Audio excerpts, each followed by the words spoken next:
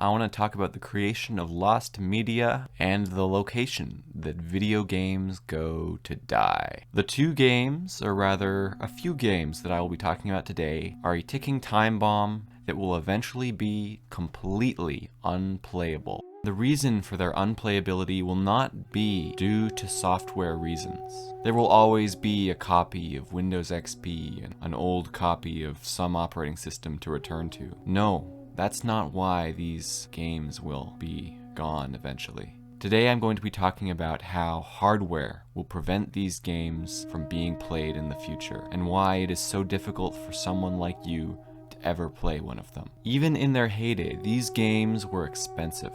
Hot damn!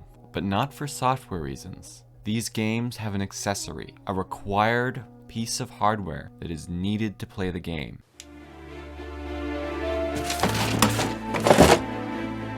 Well, well, well. What do we have here?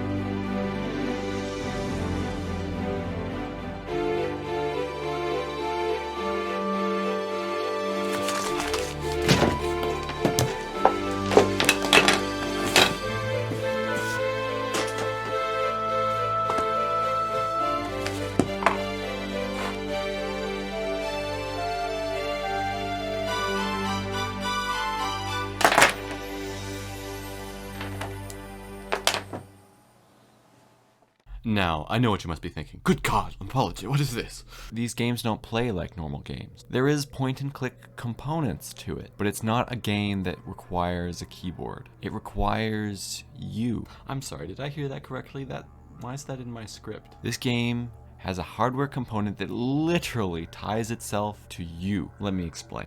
In the 1990s and early 2000s, a craze of new, fancier, more detailed games began to pop up. Major 3D titles of three-dimensional video games had been around for all through the 90s. But in the very late 1900s and the early 2000s, a craze of highly detailed, rendered out 3D games began to appear. I'm not talking about the open, immersive worlds that we have now that are made in Unreal Engine and Unity. Oh no, I'm talking about games that were rendered in a proper 3D rendering engine like Blender or Maya or Cinema 4D or whatever they had back in the day.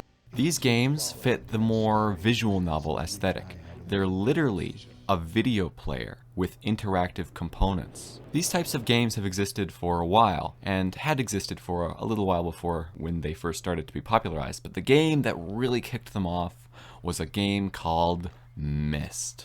MYST is a point-and-click puzzle game that still exists to this day. You can download it on Steam, and it is 100% playable. These types of games split into two categories: Flash games and QuickTime player.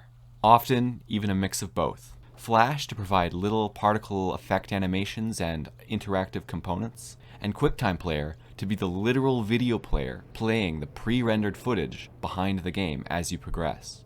MYST was cutting edge. It took forever for it to be rendered out, and I'm going to link a documentary below on how it was made, because it is a fascinating tale of how they were pushing the boundaries of 3D technology of the time. Alright, circa 2001, a company going by the name of the Wild Divine Project decides they want to make a game. They want to make a game that's designed to help people with stress problems. A game that's pretty to look at and easy to relax to. A game where you can spend hours playing it and gets you into a bit of a meditative state. But not a game that's boring for everyone. No, that's not how it should be. It should be an engaging, sometimes difficult puzzle game. And they'll use a thing called the Lightstone to make it extremely immersive and interactive. In order to progress through this game, you have to literally change your breathing patterns and heart rates. Because in order to progress, you are hooked up to a 3-finger ring, heart rate, and galvanic skin response monitor. You're basically being hooked up to one of those pieces of lab equipment you see in your doctor's office. I'm not going to go into the how effectively this stuff works, but heart rate is pretty easy to read, and galvanic skin response, while not being the most accurate measurement, is a pretty dang good measurement for a game. They decide to use MYST style 3D technology in order to achieve this game, and they base it using the same techniques. 2 CD-ROMs, plus the brand new state-of-the-art Windows XP and macOS operating systems, with the components of Flash and QuickTime Player on an authentic Java platform. They're using all the tricks in the book to get the most out of the limited available technologies of the time, invoking the lore and graphical aesthetic of MYST with a much more zen atmosphere. The game is gorgeous to look at to anyone from the time. In fact, its graphics hold up for years after its release. The game is so popular, it's even re-released in 2011 with a few upgrades and a brand new hardware component.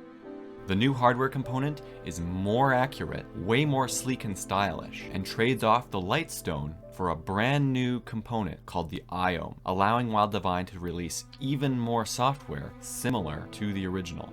The game is once again a hit, along with its sequel, and they start to pump out more software. Journey to the Sunrealm, Zen Quest, Eagle Mountain, Wild Divine Online. The technology to really take advantage of modern computers and modern internet connections. It's new from the creators of Journey to the Wild Divine and Wisdom Quest. Wild Divine's virtual world features amazing digital... The game's a hit. And then Windows 8 releases. I have to update. Jesse, are you out of your mind? Do not update the laptop. Windows 8 sucks. But Mr. White, it won't let me turn it off without updating. Then leave it on. The downfall.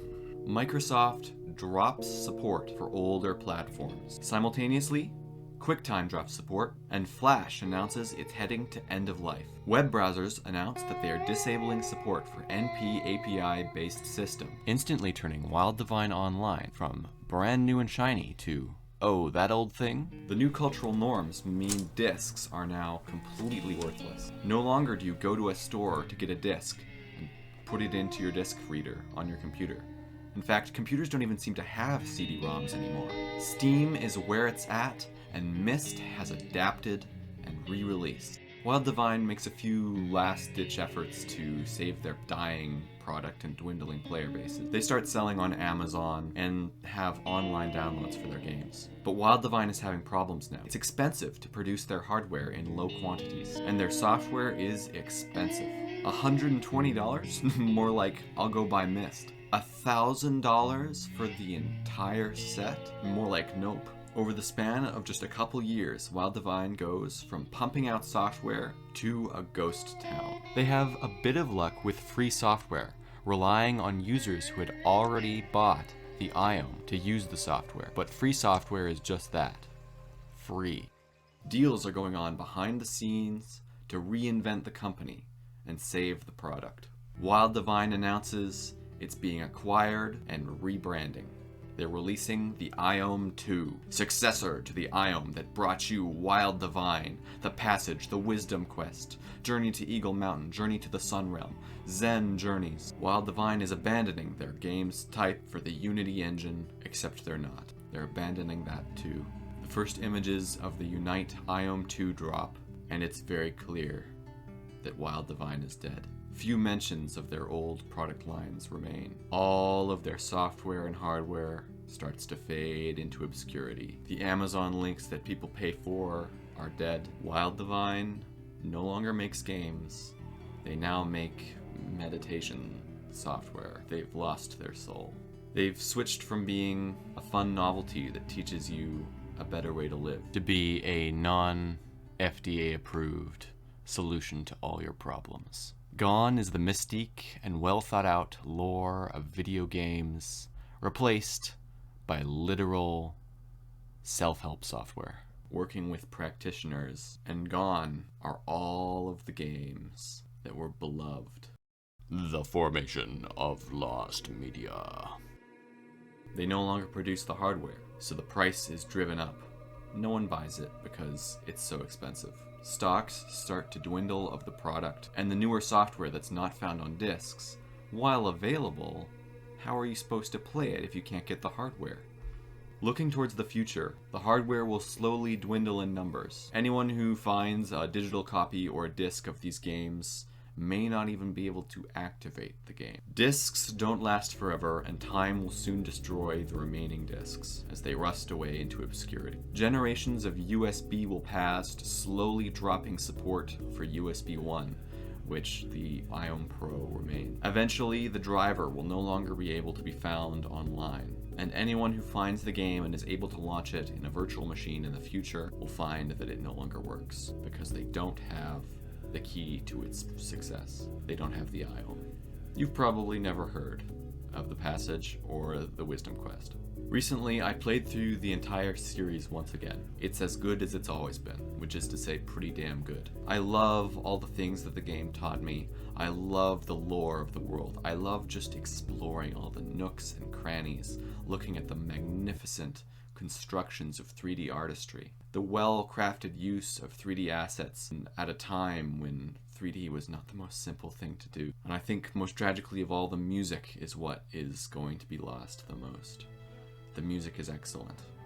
Every track is a joy to listen to. Alright, that's enough sad talk. Let's get into the interesting additions. The game is not exactly dead yet. Copies of it still exist. Copies of it are still playable. All the assets still exist. An aspiring dev who wanted to recreate this game probably could. That dev is just not going to be this dev. Moreover, I think this speaks to a certain initiative that I think all should have. If you have a copy of a game that you know is going to be lost to history, do your hardest and do your part. Try to keep it a playable thing. Try to keep this game around. Because in the future, all the hard work that so many people put into this game, whether playing it or making it, I don't think that should be lost. It seems like a real shame. Unlike my previous video where I covered the game Jazura, a lost prototype. The Passage is not a lost prototype, nor is its sequel game Wisdom Quest. These very much exist and were fully released. There are some playthroughs of these games online, but I think those playthroughs are rather disingenuous to what this game really is. I think in truth this game was more of a help tool than it was a play tool. A relaxing space for people who are overly stressed. But still, a set of damn good games. The time has come. I'm on my way. The time has come. No more to say. Alright, first of all, I wanted to show off more footage from the second game, but I actually had a lot of trouble getting through the second game. So this video is comprised of a lot of footage from the first game. I don't know, I might do something with the second game. Second game is, in my opinion, arguably better, but I can't. It's really hard too, so I haven't been able to get proper footage from it. Alright, secondly, reset the memory. Alright, two things. First of all, this video took a really long time to make. I would appreciate a like.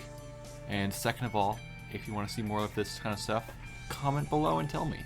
If you have a recommendation of a game that has vanished from existence that you know about, please tell me. I guess 3 things, and subscribe.